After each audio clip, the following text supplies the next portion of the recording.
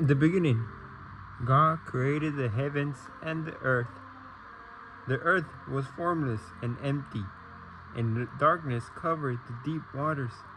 And the Spirit of God was hovering over the surface of the waters. Then God said, "Let there be light," and there was light. And God saw that the light was good, that He separated the light from the darkness. God called the light day, and the darkness night. And evening passed, and morning came, marking the first day.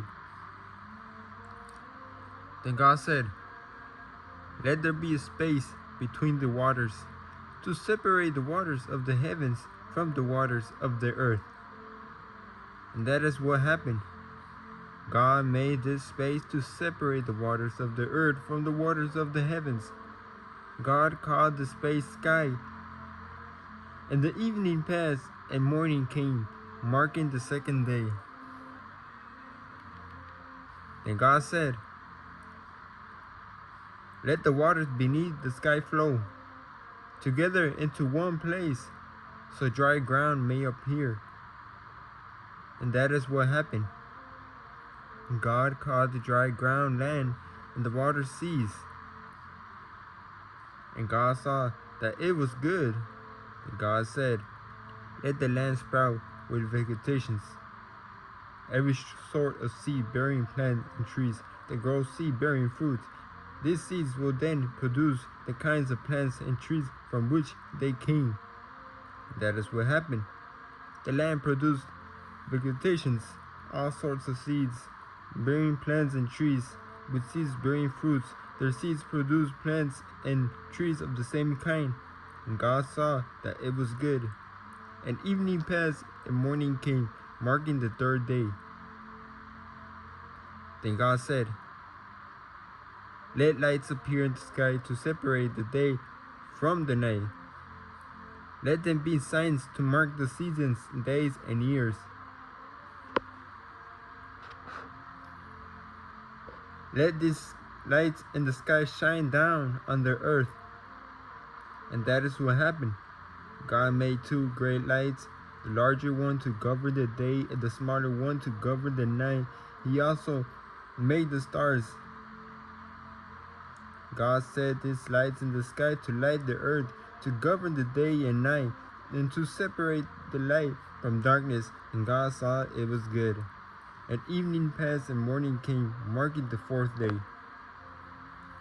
And God said, "Let the water swarm with fish and other life. Let the sky be filled with birds and every kind." So God created great sea creatures and every living thing that scurries and swarms in the water, and every sort of bird, each producing offspring of the same kind. And God saw it was good. And God blessed them, saying, "Be fruitful and multiply. Let the fish fill the seas, and let the birds multiply on the earth." And evening passed, and morning came, marking the fifth day. Then God said, "Let the earth produce every sort of animal, each producing offspring of the same kind, livestock, small animals that scurry along the ground, and wild animals." And that is what happened. God made all sorts of wild animals, livestock, and small animals, each able to produce offspring of the same kind. And God saw that it was good. And God said, "Let us make human beings in our image, to be like us. They will reign over the fish in the sea, the birds in the sky, the livestock, and all the wild animals on the earth, and the small animals that scurry along the ground." So God created human beings in His own image. In the image of God He created them. Male and female He created them. And God blessed them and said, "Be fruitful and multiply. Fill the earth and govern it. Reign over the fish in the sea, the birds in the sky, and all the animals that scurry along the ground." Then God said, "Look, I have given you every seed-bearing plant throughout the earth, and all the fruit trees of your food. And I have given every green plant as food for all the wild animals, the birds in the sky, and the small animal that scurry along the ground. Everything that has life. That is what happened. God looked over all he had made, and he saw that it was very good. And evening passed and morning came, marking the 6th day.